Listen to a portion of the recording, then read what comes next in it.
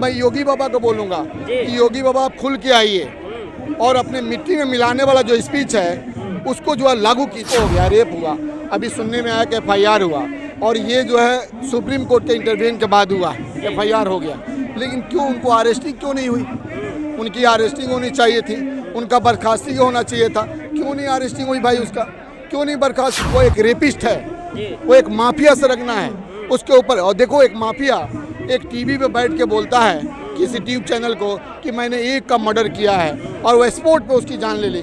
आप सोच सकते हो इससे ज़्यादा दुर्दांत क्या हो? इनके ऊपर भी उसी तरह कस्टडी में लीजिए इनको, उसी तरह इनको केस चलाइए, और उसी तरह पीछे से किसी को लाइए और इनका भी मर्डर कराइए। आदाब दोस्तों, मौजूद उस वक्त में देश की राजधानी दिल्ली में जिस तरीके से पहलवान जो है पिछले 7 दिनों से दिल्ली के जंतर मंतर पर बैठे हैं और लगातार मांगे कर रहे हैं कि बृजभूषण की गिरफ्तारी हो। मेरे साथ पूरे मुद्दे पर बातचीत करने के लिए सुप्रीम कोर्ट के वकील मौजूद हैं। वकील साहब, कैसे देख रहे हैं कि पिछले 7 दिनों से जो है पहलवान जो देश का नाम ऊंचा करते हैं उस सड़कों पर, सर कैसे देख रहे हैं इसको? देखिए, अब इससे बड़ा जो है, इससे बड़ा दुखद कुछ नहीं हो सकता है कि जिस स्पोर्ट्समैन को जो आज जो है तैयारी करनी चाहिए ओलंपिक के लिए, नेशनल इंटरनेशनल के लिए, और उनके लिए देश के लिए बात करनी चाहिए, तो आज वो अपने ऊपर रेप पीड़ित होने के बाद से वो FIR करने के लिए, उनके अरेस्ट करने के लिए, उसके बर्खास्ती के लिए वो यहाँ पे धरना प्रदर्शन कर रही है। तो ये देश की देखिए कितनी हालात ख़राब है कि जिसको जो कहीं और होना चाहिए वो प्रदर्शन कर रहा है, और जिसको प्रदर्शन करना चाहिए वो कहीं और बैठा हुआ है। तो आज ये देश की हालात बहुत ख़राब है, और ये एक इनडायरेक्टली हम कहते कि इमरजेंसी की हालात है, और इसमें हम सबको लड़ना पड़ेगा।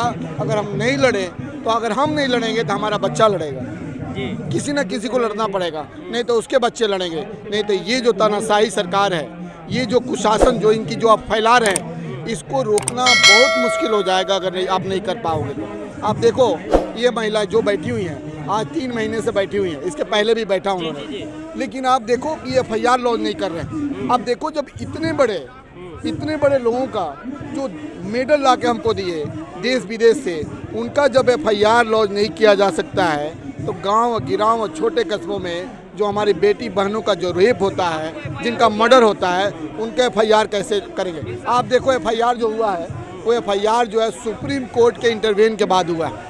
अगर सुप्रीम कोर्ट इसमें नहीं आती, अगर चंद्रचूड़ साहब को मैं सलाम करता हूं और 100 बार आपका सलाम करता हूं कि आप जैसा चीफ जस्टिस होने के बाद आज ये दशा, आज देश में थोड़ी सी उम्मीद है, किरण है। अगर कोई किरण अगर हमारे पास है तो सिंगल है, और वो है चंद्रचूड़ साहब हैं। और वो भगवान की बहुत बड़ी कृपा है, इससे प्रभु राम की बहुत बड़ी कृपा है, उस खुदा की बहुत बड़ी कृपा है कि चंद्रचूड़ साहब यहाँ के चीफ जस्टिस बने हुए हैं। क्योंकि उनके ऊपर भी एलिगेशन लगाया गया था कि उन्होंने ये किया, ऐसे किया, और एक मुसलिम के द्वारा उनके खिलाफ एक केस भी फाइल की गई थी कि उनको जो है चीफ जस्टिस नहीं बनने दिया जाए। तो आप देखो कि इतने दिनों के बाद से, 3 महीने के बाद अगर FIR लॉन्च होता है, तो गांव गिराव और छोटे कस्बे में जो बेटी बहनें हैं, उनके साथ क्या होता होगा? आप सोचो क्या होता होगा।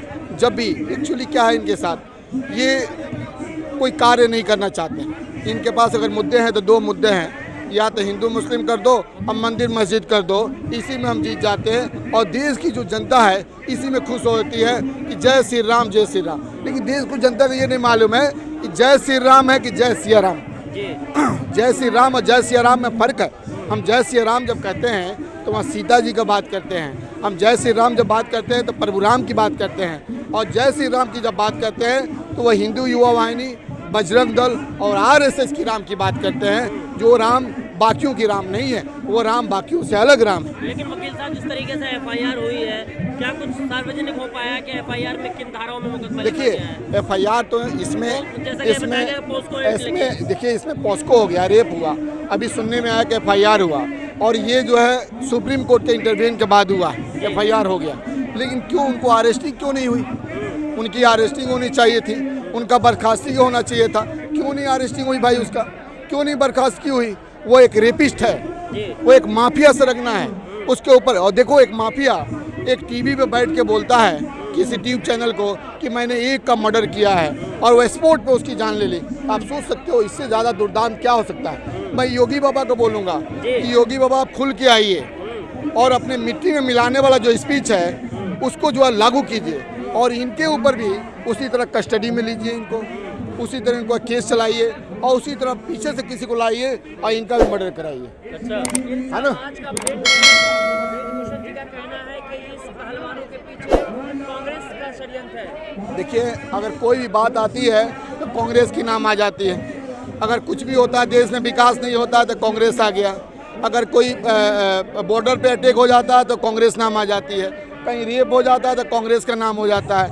ये पंडित जवाहरलाल नेहरू के भी बात कर लेते हैं। बात ये आती है कि ये किसी भी कांड पे अपने आप को ये जो है छिपाना चाहते हैं, ये दिखाना चाहते हैं कि हम सही हैं, पूरा देश गलत है, पूरी जनता गलत है। अगर मोदी वाकई में देश के साथ होते हैं और वाकई में जो भक्त है मोदी भक्त, अगर वो देशभक्त होते तो आज गली गली में चौराहे चौराहे पर प्रोटेस्ट हो रहा होता, प्रदर्शन हो रहा था ये बेटी बहनों के लिए और डिमांड हो रही है। वकील साहब, जिन पर ये तमाम आरोप लग रहे हैं, ब्रिजभूषण ने प्रेस कॉन्फ्रेंस करके ये बोला है कि मुझ पर जब तक आरोप सिद्ध नहीं होता मैं इस्तीफा नहीं दूंगा। अरे भैया, क्यों नहीं इस्तीफा दोगे? आप कौन होते हो?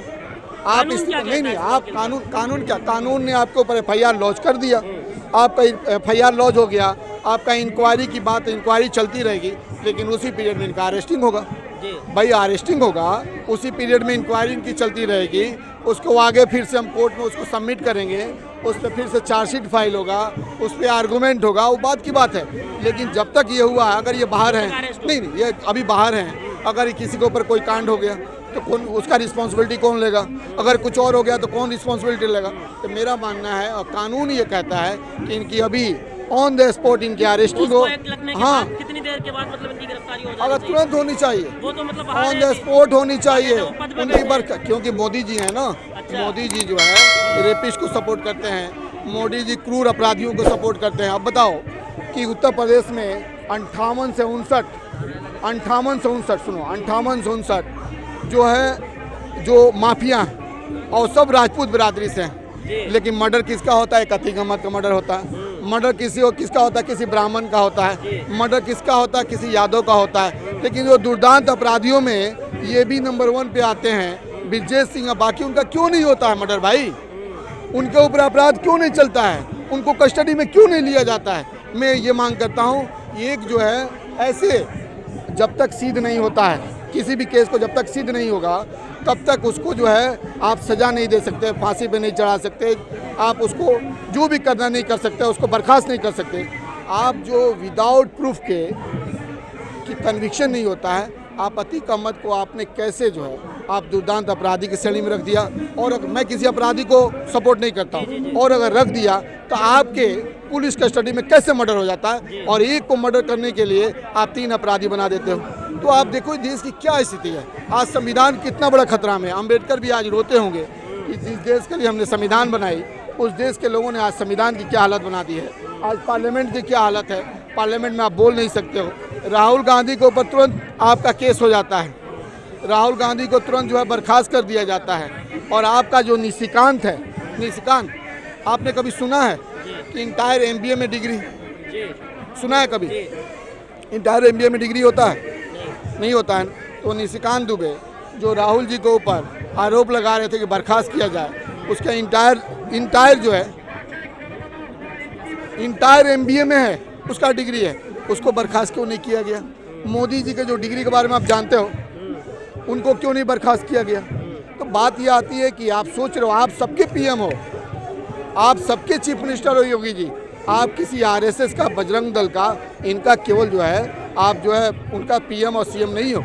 आपको अगर अपराध पे अंकुश लगानी है तो ब्रिजभूषण को भी जेल में डालनी होगी, ब्रिजेश सिंह को भी डालनी होगी, और बाकी जैसे भी जो अपराधी होंगे उनको भी डालनी होंगे, उनको भी कार्रवाई होगी। वकील साहब, अपने हक की मांग कर रही बेटियों के जब यहाँ पर सड़कों पर बैठी हैं, संसद से महज 1 किलोमीटर की दूरी पर रात को बिजली बंद कर दी जाती, बिजली काट दी जाती है, तो क्या लगता है? अरे भैया, अगर उनका चले और ख़ासकर योगी जी यहाँ होते तो मुझे लगता है कि वो कहीं से किसी को बुला के वो गोली भी चलवा देते। अच्छा। हाँ, इनका अगर चले तो वो तो इस पर रोलर भी चलवा दे, उनको तो जान से भी मरवा। उनको संविधान से मतलब नहीं है। अच्छा। उनको देश से मतलब नहीं है। उनको अगर मतलब है तो अपनी सत्ता से मतलब है, उनको मतलब है तो अपने RSS, बजरंग दल, सब से मतलब। आप बताओ, सतपाल मलिक के नाम आपने सुना है? कौन है? पुलवामा अटैक का जिन्होंने सब काला चिट्ठा खोला है। कौन थे जी? कौन थे सतपाल मलिक? गवर्नर हैं, गवर्नर हैं। कहाँ के? कहाँ के? भारत के गवर्नर हैं, जम्मू कश्मीर जी, के जम्मू गवर्नर जो भारत का नहीं है, किसी हाँ स्टेट का होता है जी। राज्यपाल। अब बताओ वो एक जो है ओपन करते हैं कि मोदी जी ने कहा कि नहीं अभी चुप रहो। भैया क्यों चुप रखवाए आप? यानी कि तुम अपने सैनिकों पे खुद तुमने अटैक करवा दिया, अपने 40 सैनिकों को मरवा दिया और कह रहे हो सतपाल मलिक चुप रहे। अब सतपाल मलिक जब बोलने लगे तो उसको छिपाने के लिए आप अतीक का मर्डर कराए, आप उसके बाद से कई सारे कांड कराए और भी कराते जा रहे हो। आप ये भी कांड पे कुछ नहीं कर रहे हो कि सतपाल मलिक वाली इशू जो है से आदमी भटक जाए। अब बताओ इस देश के मैं युवाओं से और लोगों से पूछना चाहता हूँ कि इससे ज़्यादा दुर्दशा क्या होगा? कब तुम जागोगे? मैं आपको एग्रेसिव नहीं कर रहा हूँ, मैं कह रहा हूँ कब जागोगे? तुम अगर देश से मोहब्बत करते हो, तुम देशभक्त हो, तो कब जागोगे और कब रोड पे आओगे? कब डिमांड करोगे अपने हक के लिए? और उस 40 जो शहीद हुए जवान उनके लिए कब डिमांड करोगे? उनके हक की बात कब करोगे? उनकी बेवाओं जो है वो बेवाएँ हैं, जो उनकी बीबियाँ हैं, उनके बच्चे जो हैं यतीम हो गए, उनके बारे में कब चर्चा करोगे यार? लोग तो सोशल मीडिया पे भी लिख रहे हैं जो बेटियां यहाँ बैठी हैं अपमान कर रही हैं देश का। आप देखो, आप जो है ना इस देश में दो धड़ल्ला हो गया है, एक जो मोदी और योगी के साथ है और एक जो देश के साथ है। जो देश के साथ है वो तो सही को सही बोलता है, गलत को गलत बोलता है। वो कहेगा कि इसमें अरेस्टिंग होनी चाहिए, इसमें जेल जानी चाहिए। और जो आरएसएस के साथ है, जो बजरंग दल के साथ है, जो हिंदू वाहिनी के साथ है, वो जो बोलेगा कि नहीं ये गलत हो रहा है और वो गाली देंगे।